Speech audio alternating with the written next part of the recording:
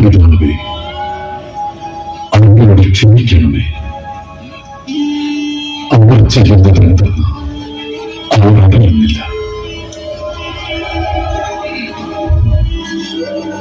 സ്ത്രീയെ, ഇതാ നിന്റെ മകൻ, ഇതാ നിന്റെ അമ്മ. എനിക്ക് ദാഹിക്കുന്നു.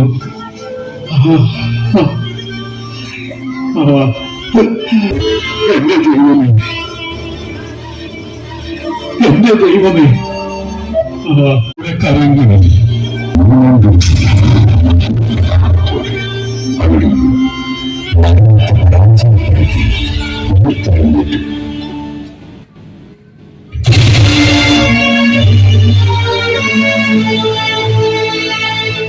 രാജ്യദ്രോഹ കുറ്റം ചുമത്തി കുരിശിലേറ്റപ്പെട്ടവരുടെ കൂട്ടാളികൾ എല്ലാവരും തന്നെ കയ്യാഫാസിന്റെയും കൂട്ടരുടെയും നോട്ടപ്പുകളായിരുന്നു. ജീവൻ കയ്യാഫാസിന്റെ വിരൽത്തുമ്പിലായിരുന്നിട്ടും അത്രയും നാളുകൾ തങ്ങളുടെ കൂടെ ഉണ്ടായിരുന്ന ഗുരുവിനോടുള്ള സ്നേഹം മാറ്റിവെച്ചു കുറച്ചുപേർ മാത്രം. നീ എന്തൊക്കെയാ മറിയ നീ പറയുന്നത്? നമ്മൾ എല്ലാവരും കൂടി അല്ലേ ഗുരുവിനെ ആ കല്ലറയിൽ സംസ്കരിച്ചത്? പിന്നെ ആ ശരീരം അവിടുന്ന് എങ്ങോട്ട് പോകാനാ? നേരം പുലരാൻ ഇനിയും യാമങ്ങൾ ബാക്കിയാണ്. നീ എന്തിനാ ഈ സമയത്ത് ഇങ്ങോട്ട് വന്നത്? യേശുവിന്റെ മരണം കണ്ട് നീ ആകെ തകർന്നിരിക്കുക. അതുകൊണ്ടാ ഇങ്ങനെ നേർബുദ്ധി നഷ്ടപ്പെട്ടവളെ പോലെ സംസാരിക്കുന്നത്. ഞാൻ പറയുന്നത് സത്യമാണ്. എന്റെ ബുദ്ധിക്കും ദൃഷ്ടിക്കും ഒരു കുഴപ്പമില്ല. നീ ഒന്ന് അകത്ത് കയറി നോക്ക്. യേശുവിന്റെ ദേഹം അവിടെ ഇല്ല. ഉറപ്പാണ്? ഉറപ്പാണ്. അത് നിന്റെ തോന്നലാണെങ്കിൽ നിന്റെ സ്വഭാവം മാറും. അറിയില്ലെന്ന് വേണ്ട, ഒരു നമുക്ക് നോക്കാം.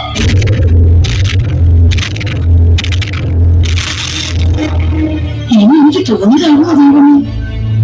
എങ്കിൽ പത്രോസിന്റെ വാളാകും എന്നോട് ഇതിന് മറുപടി പറയാ. ഇല്ല ഇല്ല, അത് സത്യമാണ്. യേശു അവിടെ ഇല്ല, ഉറപ്പും.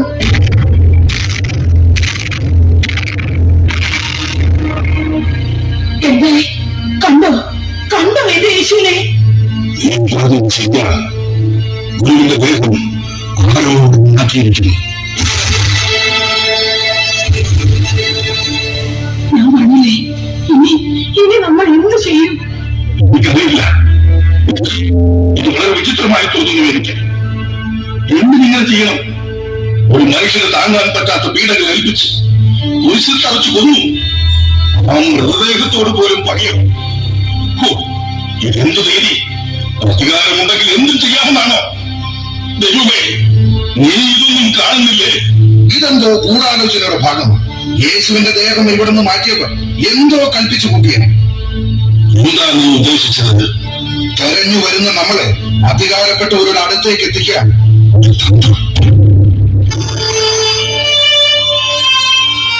അതിന് ശരീരം മാറ്റുന്ന എന്തിന്? മാറ്റും. അതൊരു കെണിയാണ്. ദേഹം ഇവിടെ ഇല്ലെന്നറിയുമ്പോൾ ഗുരുവിന്റെ ശിഷ്യരും സ്നേഹമുള്ളവരും ഇവിടെ എത്തും. അപ്പോൾ എല്ലാവരെയും പിടിച്ചു വധിക്കാനോ കാരാഗ്രഹത്തിൽ അടയ്ക്കാനോ ആവും. അതുതന്നെയാണ് അവരുടെ ലക്ഷ്യം. ഇനി ഇവിടെ നിൽക്കണ്ട, പോകാം. ഗുരുവിനെ അവർ കൊന്നു. അവന്റെ വചനങ്ങളെങ്കിലും നിലനിൽക്കണം. നമ്മളിലൂടെ വരൂ. നീ വരുന്നില്ലേ? ഇല്ല, നിങ്ങൾ പോയിക്കോളൂ. ഇനി അവിടെ എന്ത് വേണമെങ്കിലും ചെയ്തോട്ടെ. നാഥന്റെ ദേഹം എവിടെയാണെന്ന് അറിയാതെ ഞാൻ ഇവിടെ വിട്ട് പോകില്ല. അറിയാം എന്റെ ജീവൻ, അതിന് എന്ത് വിലയുള്ളത്? പോയിക്കോളൂ. പിതാവേ, അങ്ങേ പുത്രനെ ഈ കാബാലിയുടെ കയ്യിൽ നിന്നും രക്ഷിക്കാതിരുന്നത് എന്തേ? ഇതാ ഇപ്പോൾ അവർ മിശിഹായുടെ ദേഹം പോലും എടുത്ത് മാറ്റിയിരിക്കുന്നു. ഇതെങ്ങനെ സഹിക്കും? ഈ അനീതിക്ക് ആരോട് പരാതിപ്പെടുക? യേശുവേ,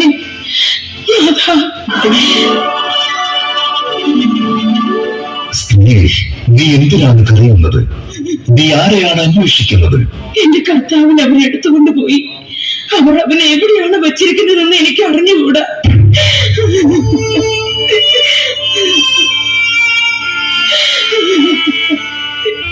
അതെ,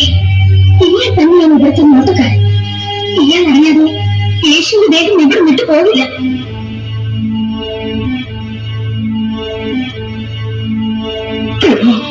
താങ്കൾ അവനെ എടുത്തുകൊണ്ട് പോയെങ്കിൽ ആ ദേഹം എവിടെ വെച്ചു എന്ന് എന്നോടൊന്ന് പറയും. ഞാൻ അവനെ എടുത്തുകൊണ്ട് പോയിക്കോളാം. മറിയം,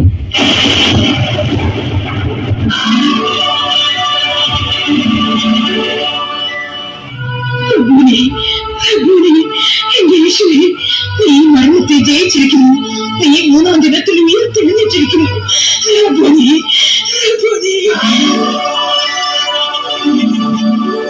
യേശുവിന്റെ കുരിശുമരണത്തോടെ അവിടുത്തെ ശിഷ്യന്മാരുടെ ആത്മവിശ്വാസത്തിന്റെ അവസാനത്തെ തുള്ളിയും ചോർന്നുപോയി.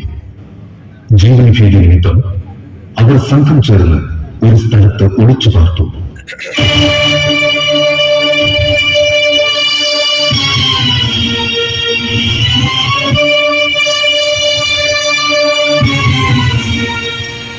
എന്താ ഇതിന്റെ അർത്ഥം? കേൾക്കുന്നുണ്ടോ? 3 ദിവസമായി നമ്മൾ ഈ മുറിയിൽ അടച്ചുപൂട്ടിയിരിക്കുന്നു. എന്നാണ് ഇതിനൊരു അവസാനം? പറയൂ ശിമയോൻ, മരണം വരെ നമ്മളിത് തുടരണമെന്നാണോ? വേണ്ട, ധൈര്യമുള്ളവർക്ക് പുറത്തേക്ക് പോകാം. ഗുരുവിന്റെ കൂടെ കൂടും മുമ്പ് എന്ത് ചെയ്തിരുന്നോ അതൊക്കെ തുടരാം. ആരും ആരെയും തടഞ്ഞു നിർത്തുന്നില്ല. പക്ഷെ പുറത്തേക്ക് ഇറങ്ങുന്ന നിമിഷം മുതൽ ജീവൻ ഉണ്ടാകുമോ ഇല്ലയോ എന്ന് പറയാൻ പറ്റില്ല.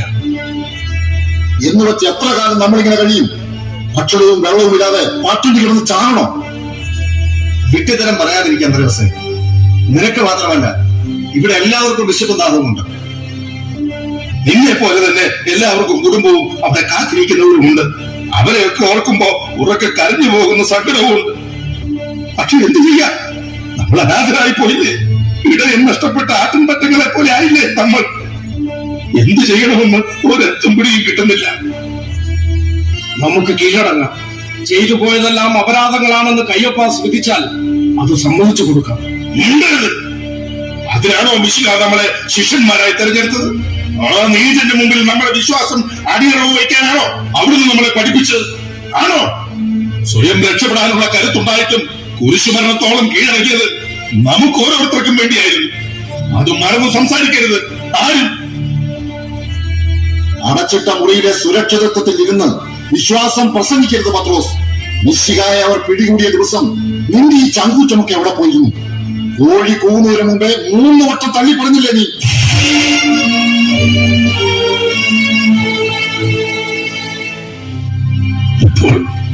ഇപ്പോൾ ഞാനതിൽ ഖേദിക്കുന്നു.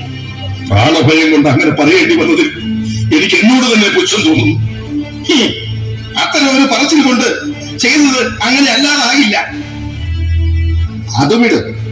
എങ്കിലും ഇതിനൊരു അവസാനം വേണമല്ലോ. ഇനി ഇവിടെ ഒരു തുള്ളി വെള്ളം പോലുമില്ല. എല്ലാവർക്കും ഭക്ഷണം കൊണ്ടുവരാമെന്ന് പറഞ്ഞ് ധൈര്യപൂർവ്വം പുറത്തേക്ക് പോയ തോമായെയും കാണുന്നില്ല. അയാൾ ഇവിടെ നിന്ന് ഇറങ്ങിപ്പോയിട്ട് 1 ദിവസം കഴിയുന്നു.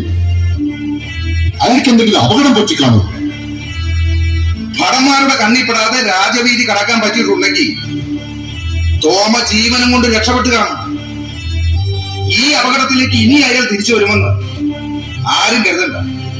ഇല്ല, തോമസ് ഒരിക്കലും വാക്ക് തെറ്റിച്ച് പെരുമാറുന്നവനല്ല. എന്റെ ഭയം തോമസ് അവരുടെ പിടിയിലകപ്പെട്ടോ എന്നാണ്. അങ്ങനെയാണെങ്കിൽ അവരയാളെ കൊന്നു കളഞ്ഞിട്ടുണ്ടോ? പക്ഷേ അവരെയാളെ പീഡിപ്പിക്കുകയാണെങ്കിൽ ചമ്മട്ടേടിയേറ്റ് പ്രാണൻ പിടയുന്ന വേദനയിൽ പുളയുമ്പോൾ തോമസ് ചിലപ്പോൾ നമ്മുടെ ഈ ഒളിസംഗീതത്തെ കുറിച്ച് പറഞ്ഞു പോകുന്നു.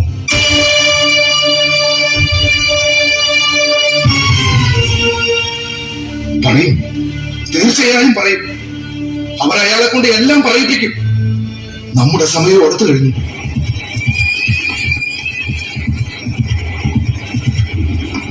നമ്മളെ തേടി വരുന്ന പടയാളികളുടെ കുതിരക്കുളമ്പടി ശബ്ദമല്ലേ ആ കേൾക്കുന്നത്? അതെ, അവരിങ്ങെത്തി.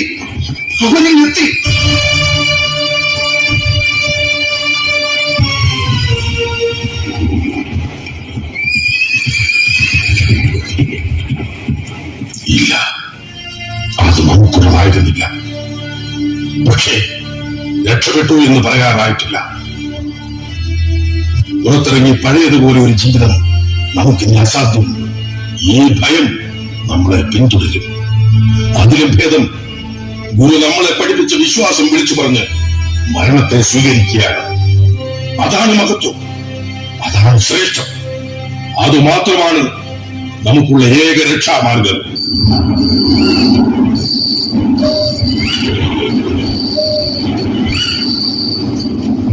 യാക്കോ, നീ എവിടെയാണ്? ഞാനിവിടെ ഉണ്ട്. ഒന്ന് തീ പിടിപ്പിക്കാൻ ശ്രമിക്കുകയാണ്. ഒന്ന് വേഗമാകട്ടെ, ഈ നശിച്ച ഇരുട്ട് എന്നെ വല്ലാതെ അസ്വസ്ഥനാക്കുന്നു. ദൈവമേ, ഇതെന്തൊരു പരീക്ഷണം! നീയും ഈ എളിയവരെ കൈവിട്ടോ?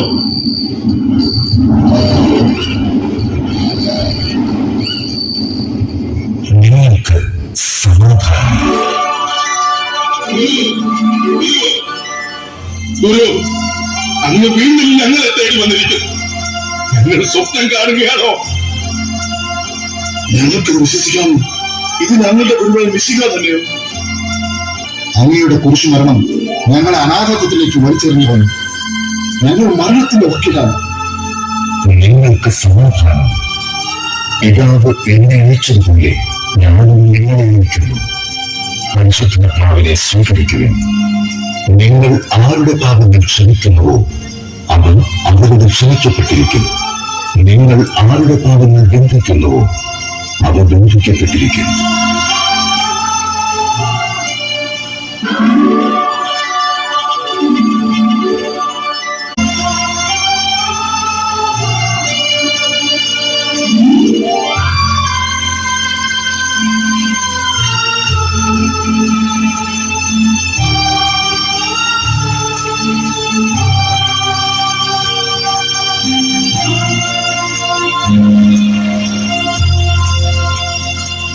ദൈവം തന്റെ ഏകജാതനെ ലോകരക്ഷയ്ക്കായി അയച്ചു. അവൻ നമുക്കായി ബലിയായി കുരിശിലേറി മരിച്ചു. തിരുവഴുത്തിൻ പ്രകാരം 3-ാം നാൾ ഉയർത്തെഴുന്നേറ്റു.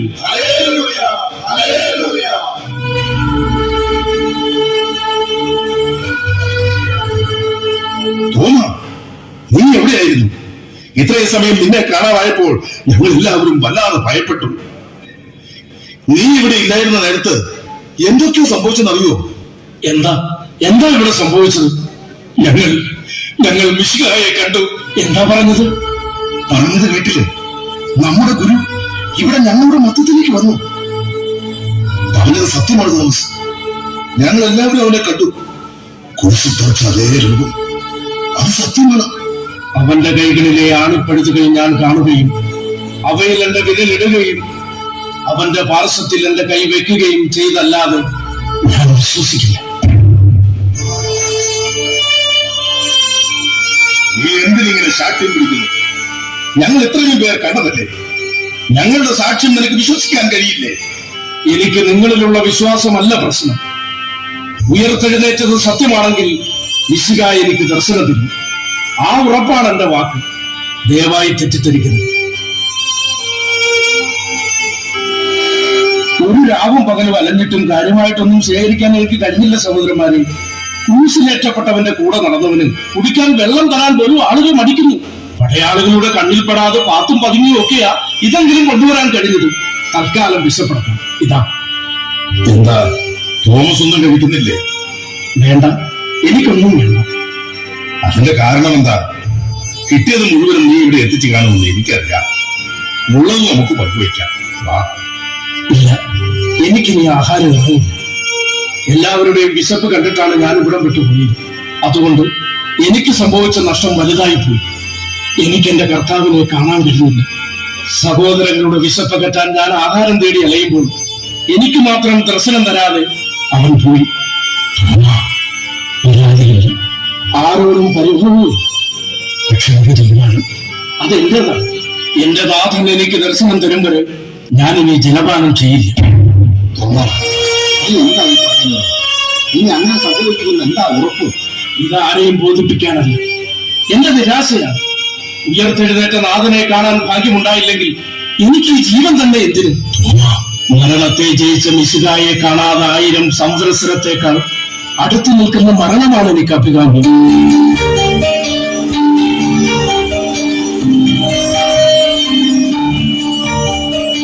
8 ദിവസങ്ങൾ കഴിഞ്ഞു. തോമസ് ജലപാനം ചെയ്തില്ല. ഗുരുവിനെ കാണാതെ താൻ ഇനി ഭക്ഷണം കഴിക്കില്ല എന്ന തന്റെ ശപഥത്തിൽ അയാൾ ഉറച്ചു നിന്നു. 8 ദിവസത്തിനു ശേഷം ഒരു രാത്രി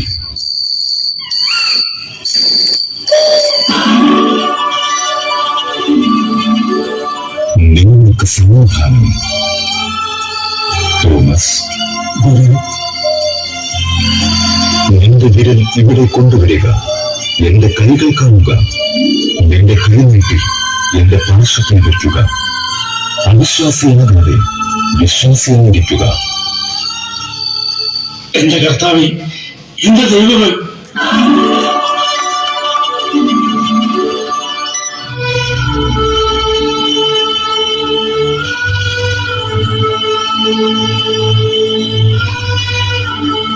സ്വർഗത്തിലും ഭൂമിയിലുമുള്ള എല്ലാ അധികാരവും എനിക്ക് നൽകപ്പെട്ടിരിക്കുന്നു. ആകയാൽ നിങ്ങൾ പോയി എല്ലാ ജനതകളെയും ശിക്ഷപ്പെടുത്തുവിൻ. പിതാവിന്റെയും പുത്രന്റെയും പരിശുദ്ധാത്മാവിന്റെയും നാമത്തിൽ അവർക്ക് ജ്ഞാനസ്നാനം നൽകുവിൻ. ഞാൻ നിങ്ങളോട് കൽപ്പിച്ചവയെല്ലാം അനുസരിക്കാൻ അവരെ പഠിപ്പിക്കുവിൻ. യുഗാന്തം വരെ എന്നും ഞാൻ നിങ്ങളോട് കൂടെ ഉണ്ടായിരിക്കും.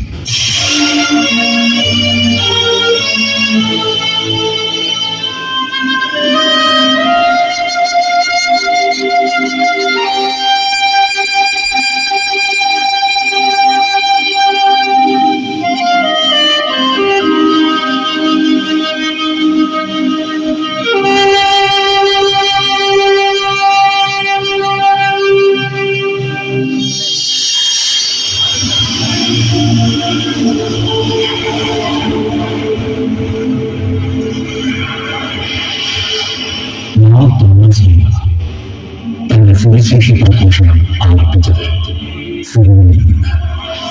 പിന്നീട് തെക്കു പടിഞ്ഞാറിൽ ഇന്ത്യയിലേക്ക് യാത്ര ചെയ്തു.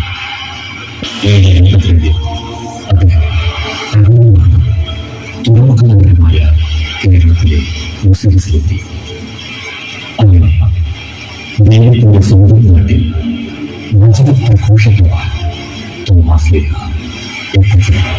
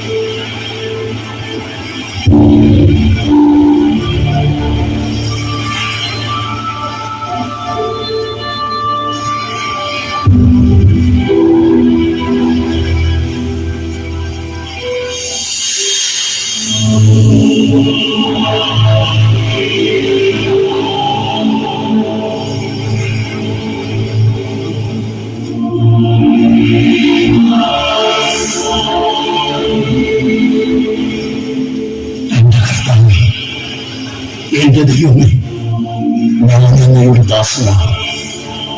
അങ്ങയുടെ വചനം പ്രഘോഷിക്കുവാൻ ഞാനിവിടെ വന്നിരിക്കുന്നു. ഇവിടുത്തെ മക്കൾ ദൈവത്തെ പരിത്യജിക്കുമോ എന്നുള്ള ഭയം എന്നിലുണ്ട്. പക്ഷേ അതെല്ലാം ഞാൻ അതിജീവിക്കും. ഞാൻ ഇവരെ വിശദീകരിക്കും. ഇര തേടി പാറിപ്പറന്നു നടക്കുന്ന പ്രാവിൻ കൂട്ടങ്ങളാണിവർ. ഇവരോട് കരുണ തോന്നി.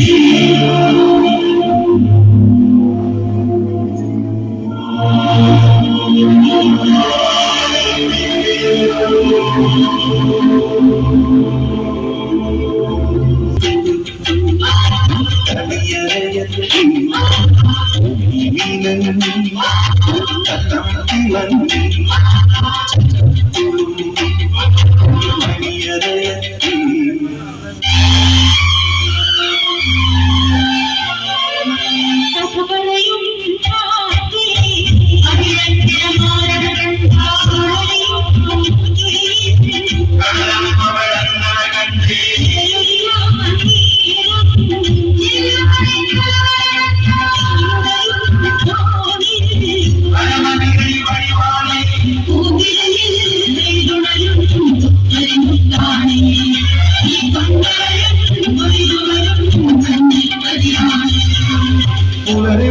പൂങ്കോടി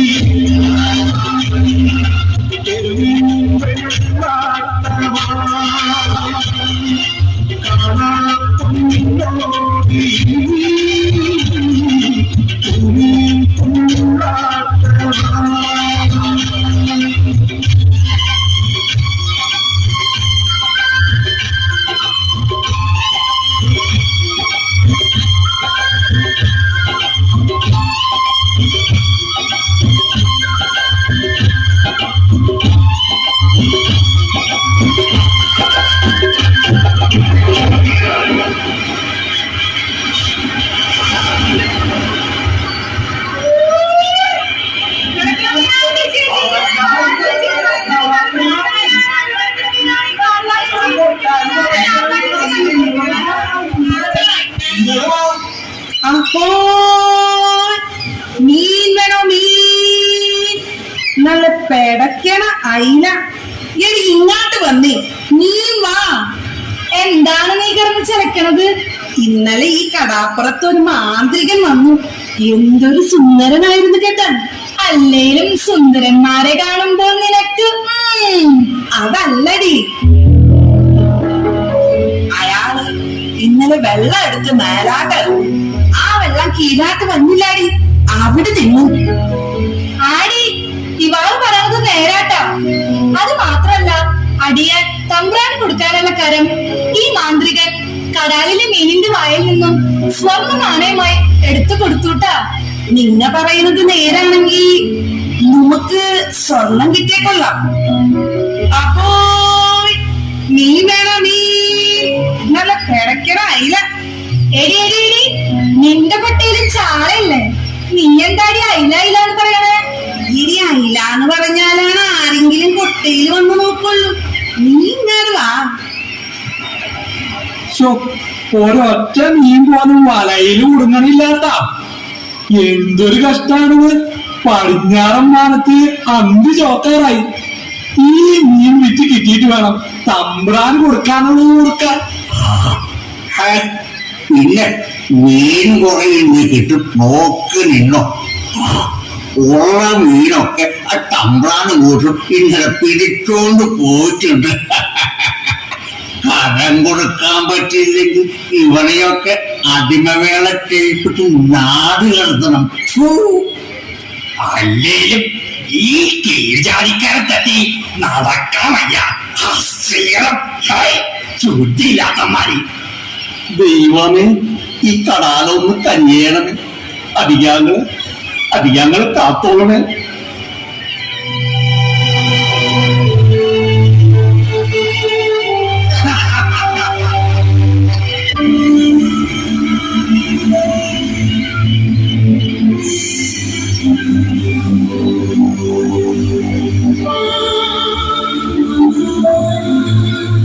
എഴുന്നേൽക്കു സഹോദരൻ, എന്തു പറ്റി? വലയെറിഞ്ഞിട്ട് മത്സ്യമൊന്നും കിട്ടുന്നില്ല. കരയിലുള്ളവർ ആകെ വിഷമത്തിലാണ്. ഇവൻ ഏതായി വരുത്തൻ? ഞാൻ തോമസ്, ജെറുസലേമിൽ നിന്ന് വരുന്നു. സഹോദര, ഞാൻ എന്റെ ഗുരുവിന്റെ കൂടെ ഒത്തിരി മീൻ പിടിക്കാൻ പോയിട്ടുണ്ട്. നിന്റെ ഗുരുവിനെ മീൻ പിടുത്തായണ്ട. എന്റെ ഗുരുവിനെ പറ്റി നിങ്ങൾ അറിയാൻ പോകുന്നതേ ഉള്ളൂ. വരൂ, എന്റെ കൂടെ കടലിലേക്ക് വരും.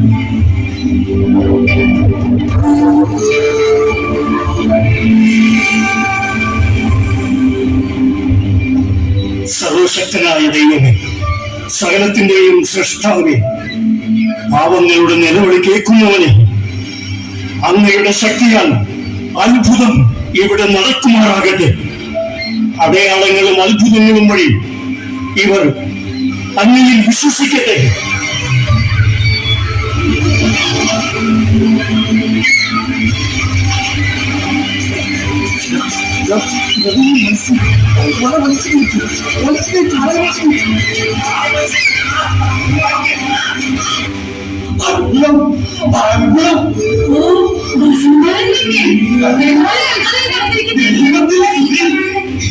ഓ ദൈവമേ, നന്ദി നന്ദി, അങ്ങയുടെ കാരുണ്യത്തിന് നന്ദി. അങ്ങ് അങ്ങ് അങ്ങ് ആരാണ്? ഞാൻ തോമസ്, യേശുക്രിസ്തുവിന്റെ ശിഷ്യനാണ്. എന്റെ കൂട്ടാളി ശിമയോന്റെ കൂടെ യേശു പ്രവർത്തിച്ച അത്ഭുതമാണിത്. വല നിറയെ മീൻ. അന്ന് മത്സ്യത്തെ പിടിച്ചു നടന്നവനിപ്പോൾ യേശുവിന് വേണ്ടി മനുഷ്യനെ പിടിച്ചു തുടങ്ങിയിരിക്കുന്നു. എന്റെ കർത്താവേ, എന്റെ ദൈവമേ. ഹോ, ഒരു തട്ടിപ്പുകാരൻ വന്നിരിക്കുന്നു. വചനം പ്രഘോഷിച്ച് ആൾക്കാരെ തട്ടിക്കാൻ ഇവനെയൊക്കെ എന്താ ചെയ്യണ്ടെന്നറിയോ? ജെറുസലേമിൽ നിന്ന് കുറെ നുണക്കഥകളായിട്ട് ആൾക്കാരെ പറ്റിക്കാനായിട്ട് വന്നേക്കവൻ. മാന്ത്രികൻ വന്നിരിക്കുന്ന അത്ഭുതങ്ങൾ കാണിച്ചു കൂട്ടതും അവന്റെ കൂടെ കൂടിയ ഒത്തിരി പണമുണ്ടാക്കാം. കഴിവുള്ളവനാണവൻ, അസാധാരണ മനുഷ്യൻ. നമുക്ക് അവനെ പിന്തുടരാം. ഞാൻ ഒരു സാധാരണ മനുഷ്യൻ. നിങ്ങൾ ദൈവനാമത്തിൽ എന്തു ചോദിച്ചാലും നിങ്ങൾക്ക് ലഭിക്കും. യേശുക്രിസ്തുവിനെ സ്വന്തമാക്കാൻ വിളിക്കപ്പെട്ടവരാണ് നിങ്ങൾ. ദൈവം നിങ്ങളുടെ കൂടെ ഉണ്ട്.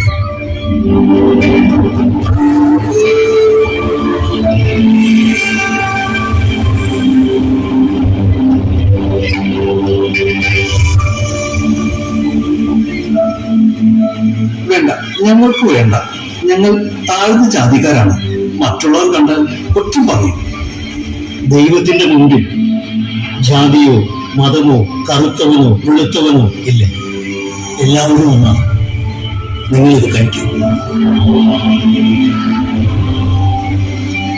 സ്നേഹിതരെ, ദൈവത്തിന്റെ കൽപ്പനകൾ മുറുകെ പിടിക്കുന്നു. അന്ധകാരം നിങ്ങളെ വിഴുങ്ങുകയില്ല.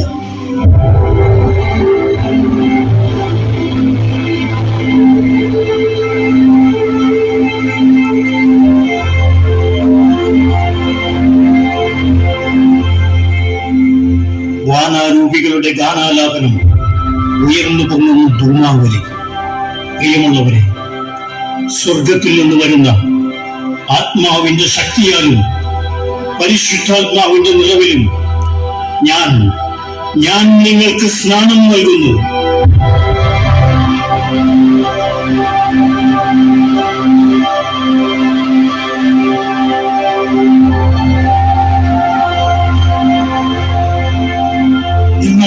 നിങ്ങൾ ദൈവത്തിൽ വിശ്വസിക്കുന്നു. യേശുക്രിസ്തുവിന്റെ പാത പിന്തുടരുവാൻ ഞങ്ങൾ തയ്യാറാണ്.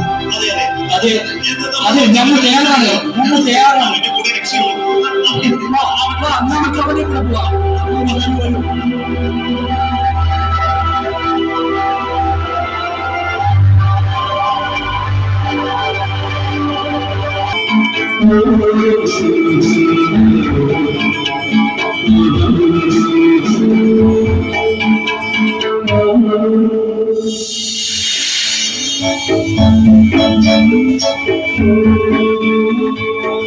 തോമസ് ലീഹായുടെ കീർത്തി കേരളമൊട്ടും വ്യാപിച്ചു.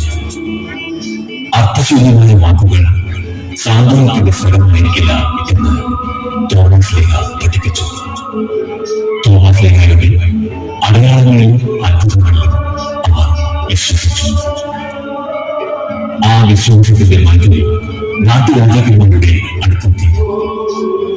അധികാരത്തിന് വേണ്ടിയുള്ള ഓട്ടപ്പാച്ചിലും തോമസ് ലീഹ എന്ന പേര് അവർക്ക് ഒരു ഭീഷണിയായി മാറി. തോമസ് ലീഹ ഈ മലയാളിയുടെ 7 ക്രൈസ്തവ സമൂഹങ്ങൾക്ക് രൂപം കൊടുത്തു. കേരളത്തിൽ ക്രിസ്തുവിന്റെ വചനം പ്രഘോഷിച്ചതിനു ശേഷം അദ്ദേഹം വയനാട്ടിലേക്ക് യാത്രയായി.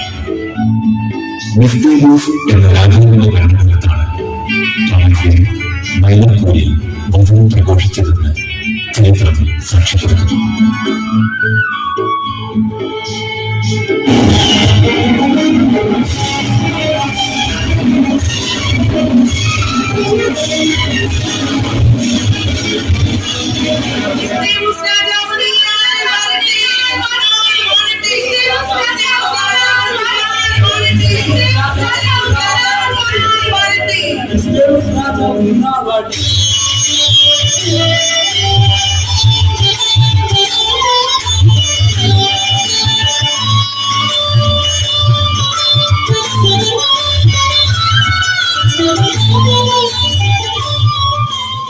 അല്ലയോ മഹാരാജൻ, അങ്ങയുടെ ഈ പിറന്നാൾ ദിനത്തിൽ അങ്ങയെ സന്തോഷിപ്പിക്കാൻ കൊട്ടാരം നർത്തകിമാർ തയ്യാറായിരിക്കുന്നു.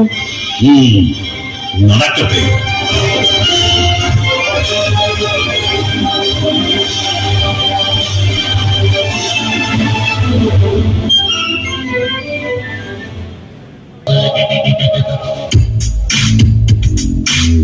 പ്രിയനു പരിഭവമോ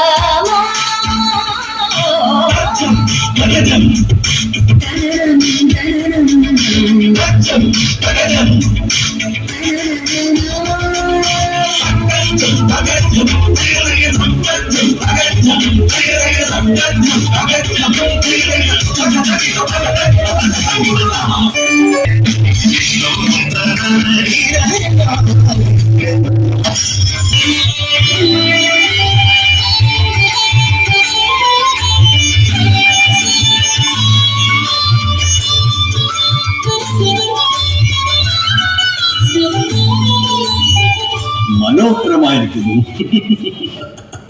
നമ്മുടെ പിറന്നാൾ ദിനം നമ്മെ ഏറെ സന്തോഷിപ്പിച്ച കൊട്ടാരം നർത്തകിമാർക്ക് അഭിനന്ദനം.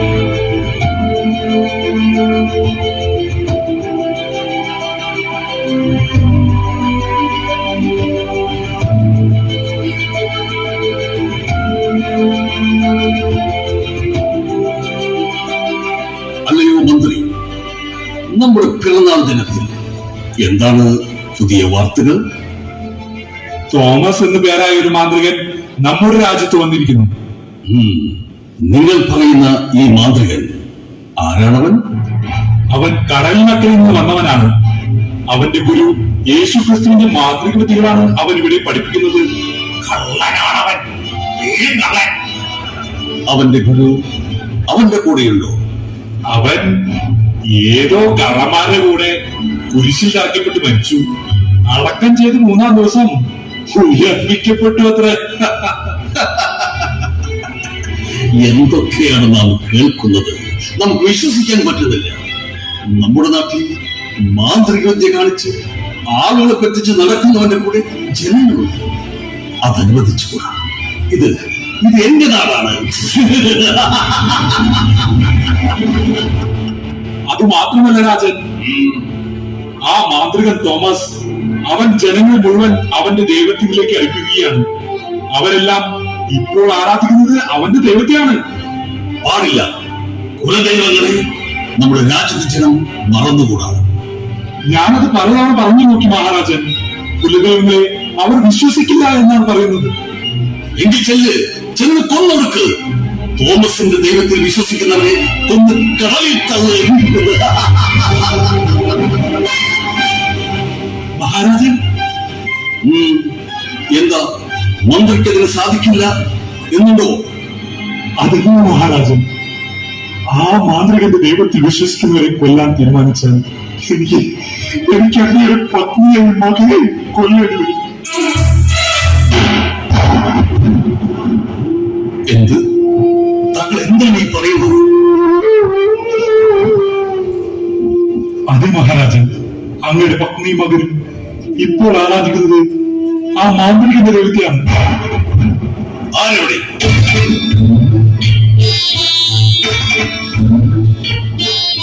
നമ്മുടെ പ്രിയവക്തി തർക്കികയോട് നമ്മെ മുഖം കാണിക്കുവാൻ പറയൂ. അടിയൻ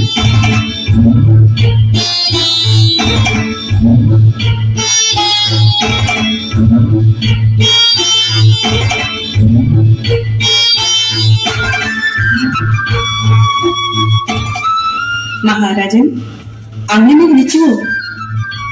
തർക്കിക, ഞാൻ ഈ കേട്ടത് സത്യമാണോ എന്നറിയണം.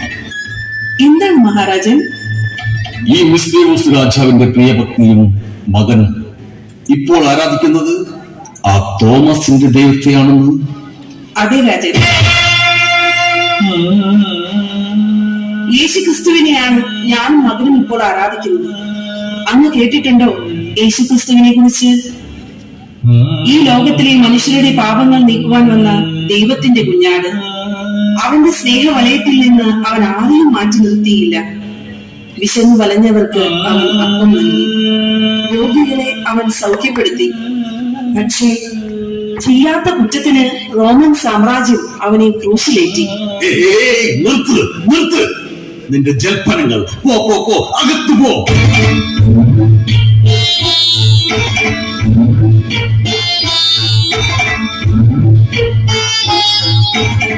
തോമസ്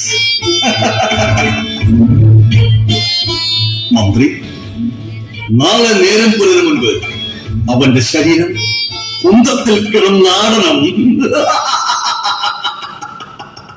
കൊന്നു കളയണം.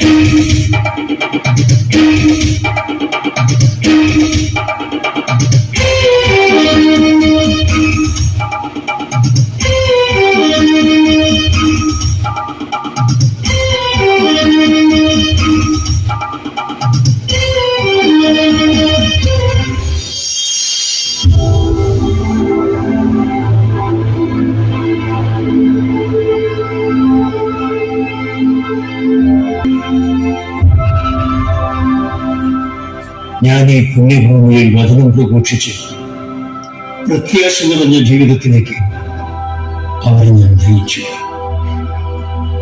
ഹൃദയത്തെ ദൈവത്തിൽ ഉറപ്പിച്ച് കൈകൾ ഉയർത്തി ഞാൻ പ്രാർത്ഥിക്കുന്നു. ദൈവമേ, ഈ ജനത്തെ അനുഗ്രഹിക്കുന്നു. നീ എന്റെ ജനത്തോട് വചനം പ്രഘോഷിച്ചു, അവരുടെ പാപങ്ങൾ നീ കേട്ടു, നീ അവയെ വിശദീകരിച്ചു. ദൈവമേ,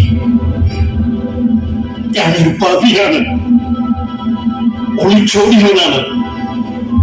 അങ്ങ് ഉദ്ധാനം ചെയ്തപ്പോൾ അത് വിശ്വസിക്കാതിരുന്നവനാണ് ഞാൻ. കണ്ടു വിശ്വസിക്കണം എന്ന് ശാഠ്യം പിടിച്ചത് എനിക്ക് തെറ്റുപറ്റിപ്പോയി. ദൈവമേ, മനുഷ്യൻ ബലഹീനനാണ്, ദൈവം നിന്റെ കൂടെയുണ്ട്. എന്റെ കർത്താവേ, എന്റെ ദൈവമേ,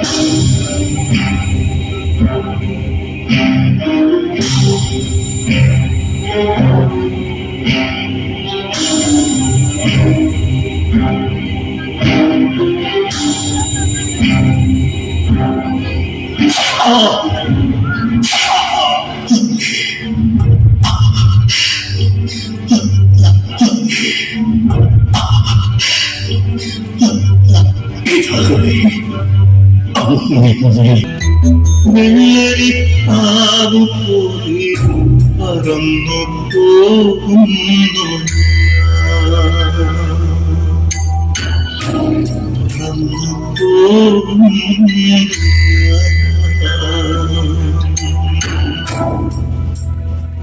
നമുക്ക് അവരോടൊപ്പം പോയി മരിക്കും എന്ന് പറഞ്ഞവനാണ് തോമസ് ലീഹ. അത് ജീവിതത്തിൽ നിറവേറ്റുകയും ചെയ്തു. AD 72 ജൂലൈ 3-ാം തീയതി മൈനാത്തോരിലെ ചിന്തകളിൽ പ്രാർത്ഥനാനിരതനായിരിക്കുമ്പോൾ അദ്ദേഹത്തെ ശത്രുക്കൾ കുന്തം കൊണ്ട് കുത്തിക്കൊന്നു. താൻ നട്ടുവളർത്തിയ ഭാരതസഭയ്ക്ക് തന്റെ അവസാനത്തിന്റെ രക്തവും നൽകിക്കൊണ്ട് തോമസ് ലീഹ നമുക്ക് മാതൃകയായി. അനുസരണമായ ജീവിതം തോമസ് ലീഹ നമുക്ക് നൽകി. തോമസ് ലീഹ തിരിച്ച വിശ്വാസം മുറുകെ പിടിച്ച് യേശുവിനായി നമുക്ക് നമ്മെ തന്നെ സമർപ്പിക്കാം. വിശുദ്ധ തോമസ് ലീഹയുടെ നാമധേയത്തിലുള്ള ഈ പള്ളി അദ്ദേഹത്തിന്റെ ജീവിത സാക്ഷ്യമാണ്. നമുക്കതിൽ അഭിമാനിക്കാം.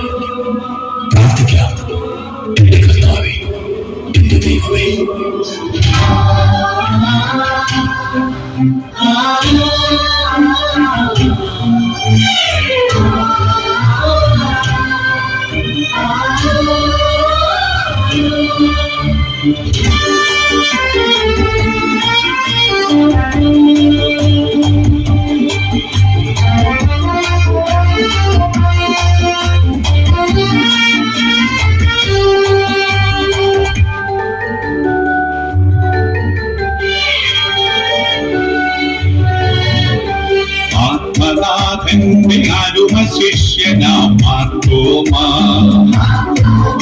ഈ ആലയത്തിന്റെ നാഥനായ പ്രിയതാവാ,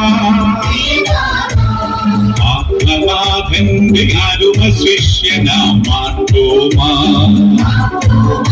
ഈ ആലയത്തിന്റെ നാഥനായ പ്രിയതാവാ, വചനം എരിയും കനലുമായി കണ്ണിൽ കാൽവരിക്കുന്നിൻ കനിവുമായി ഇരുളകറ്റാൻ വഴിയൊരുക്കാൻ വന്ന പുണ്യസ്നേഹ മാർത്തോമാ, തിരുമുറിത്താളിൽ വിരൽ ചേർത്ത് തിരുഹൃദയത്തിൽ മുൾച്ചേർത്ത് നീയേക വിശ്വാസം എന്റെ കർത്താവേ എന്റെ ദൈവമേ, നിത്യമതാണ് അഭിഷേകം എന്റെ കർത്താവേ എന്റെ ദൈവമേ, നിത്യമതാണ് അനുഗ്രഹം.